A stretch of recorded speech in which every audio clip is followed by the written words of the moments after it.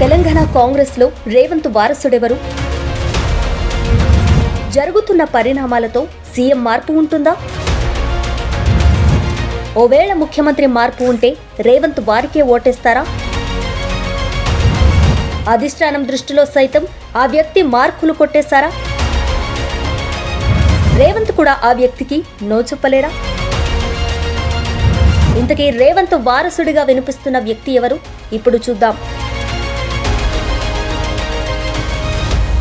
తెలంగాణలో కాంగ్రెస్ పాలన ఇప్పుడు గాడిలో పడింది. ఇచ్చిన హామీలే కాదు, ఇవ్వని హామీలను కూడా అమలు చేసుకుంటూ ముందుకు సాగుతుంది. అయితే ఇప్పుడు రేవంత్ సక్సెసర్ ఎవరన్న ప్రశ్న అంతటా వినిపిస్తోంది. ఇది వినటానికి చాలా విచిత్రంగానే ఉంటుంది. అసలిప్పుడు రేవంత్ సక్సెసర్ గురించి చర్చించుకోవాల్సినంత అవసరం ఏమొచ్చిందనే అనుమానాలు కూడా చాలా మందికి రావచ్చు. ఎందుకంటే కాంగ్రెస్ అధిష్టానం దగ్గర రేవంత్ కు బాగా పట్టుంది.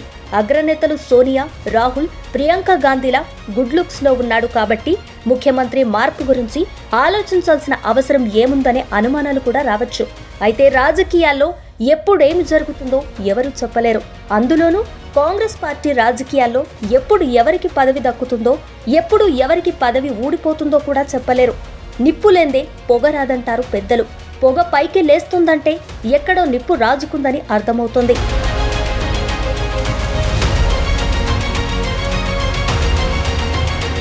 ఇప్పుడు విషయం ఏమిటంటే, ముఖ్యమంత్రి పదవికి రేవంత్ వారసుడు ఎవరనే చర్చ పార్టీలో సడన్ గా మొదలైంది. పార్టీని అధికారంలోకి తేవటంలో రేవంత్ కృషి చాలా ఉందనటంలో సందేహం లేదు. పీసీసీకి రేవంత్ వర్కింగ్ ప్రెసిడెంట్ అయిన తర్వాతే పార్టీకి ఊపొచ్చిందన్నది 100% వాస్తవం. పీసీసీ పగ్గాలు అందిన తర్వాత పార్టీలో ఒక్కసారిగా జోష్ పెరిగిపోయింది.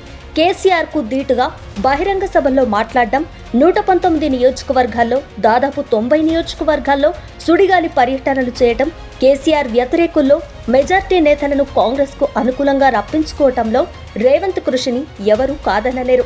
అయితే అదంతా చరిత్ర అయిపోయింది. వర్తమానం ఏమిటంటే, పార్టీ అధిష్టానాన్ని మించి రేవంత్ దూసుకు వెళ్లిపోతున్నాడనే అనుమానాలు కూడా పార్టీలో పెరిగిపోతున్నాయి.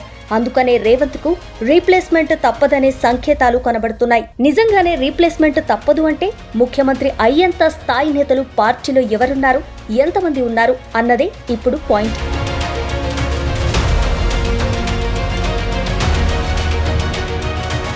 ఈ విషయాన్ని జాగ్రత్తగా గమనిస్తే 2023లోనే ముఖ్యమంత్రి సీట్ కోసం రేవంత్ తో పాటు డిప్యూటీ సీఎం భట్టి విక్రమార్క, మంత్రులు కోమటిరెడ్డి వెంకటరెడ్డి, ఉత్తమ్ కుమార్ రెడ్డి, దామోదర రాజనరసింహ కూడా పోటీ పడ్డారు. అయితే ఎమ్మెల్యేల నుండి తీసుకున్న ఫీడ్బ్యాక్ ఆధారంగా ఎక్కువ మంది చాయిస్ ప్రకారం అధిష్టానం రేవంత్ ను సీఎంగా ప్రకటించింది. అప్పట్లో రేవంత్ తర్వాత పొంగులేటి శ్రీనివాసరెడ్డికి కొందరు ఎమ్మెల్యేలు మద్దతిచ్చినట్లు పార్టీ వర్గాల సమాచారం. సరే, ఇప్పుడు ప్రస్తుతానికి వస్తే రేవంత్ సక్సెసర్ గా భట్టి, కోమటిరెడ్డి, ఉత్తమ్, దామోదర్ తో పాటు మరో మంత్రి కూడా రేసులో ఉండే అవకాశం ఉందని సమాచారం. ఆ మంత్రి ఎవరంటే ధనసరి సీతక్క. నా కుర్చీ ఉంటే నా కుర్చీ పక్కన సీతక్క కుర్చీ ఉంటది. ఒకవేళ ఒకటే కుర్చీ ఉంటే నా బదులు సీతక్క నా కుర్చీలో కూర్చోబెట్టే బాధ్యత నాది, అదే కుర్చీ అయినా సరే. అవసరం అయితే మీరు అన్నారు కదా ఉప ముఖ్యమంత్రి ఎందుకు, ఆ సందర్భం వస్తే అక్క ముఖ్యమంత్రి. మంత్రులు కోమటిరెడ్డి, ఉత్తమ్ ఇద్దరు రెడ్డి సామాజిక వర్గం నేతలే కాకుండా ఆర్థికంగా అత్యంత బలమైన వారు. అయితే ఇద్దరికీ మెజార్టీ ఎమ్మెల్యేల మద్దతు అనుమానమే. ఎందుకంటే ఇద్దరు ప్రజాకర్షక నేతలు కారు, మాటకారులు అంతకన్నా కారు. ఇక భట్టి, దామోదర విషయం చూస్తే ఇద్దరు ఎస్సీ సామాజిక వర్గం నేతలే. ఇద్దరు ఆర్థికంగా గట్టి స్థితిలోనే ఉన్న మాటకారులైతే కారు. మెజార్టీ ఎమ్మెల్యేల బలం లేదు. అధిష్టానం ఒక పేరును ఫైనల్ చేస్తే ఎమ్మెల్యేలు వీళ్లకు మద్దతిస్తారేమో కానీ తమంతట తాముగా ఎవరికి మద్దతిస్తారని అడిగితే మాత్రం ఈ ఇద్దరికి మెజార్టీ ఎమ్మెల్యేల ఓట్లు పడేది అనుమానమే.